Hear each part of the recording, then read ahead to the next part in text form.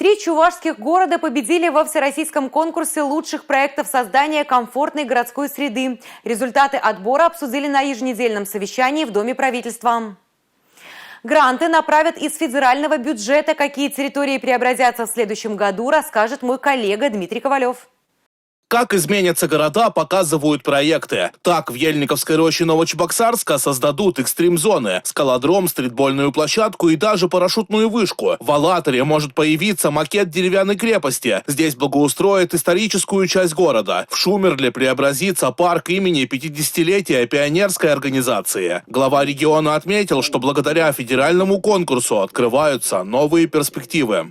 Город Новочебоксарск, который впервые по решению президента получил такое право, участвовать в этом конкурсе, соответствующим образом выполнить работу по преобразованию Ельниковского парка. Ну и будет продолжение работ в городе Алатыре.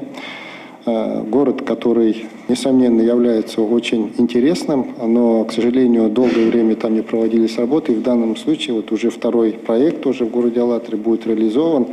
И город продолжит дальнейшее преобразование. Над этими проектами работали большая команда под руководством Павла Владимировича Данилова, в том числе вновь созданное территориального развития, у нас называется Институт территориального развития. Нужна плановая поступательная работа. Все 3 города получат гранты. Их сумма превысит 275 миллионов рублей. Благоустройство муниципалитетов начнется в следующем году. Мы с вами должны четко запланировать наши мероприятия и эти планы подтвердить соответствующими подходами. Тогда, естественно, будут успехи, которые, несомненно, будут радовать нас. В республике реализуют успешно и принятый план действий по реализации послания главы региона. Это стратегический документ. В приоритете развития туризма, малого и среднего бизнеса, создания благоприятного климата для инвесторов. Всего порядка 170 мероприятий. В процессе исполнения находится 26 мероприятий. В процессе выполнения мероприятий по проектированию и строительству 7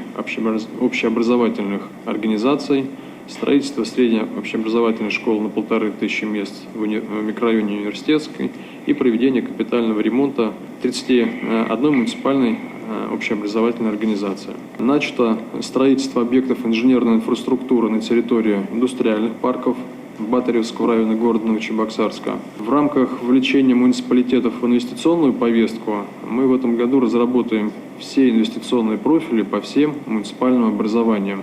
Началась подготовка к очередному посланию главы региона. Огласить его Олег Николаев планирует уже в январе.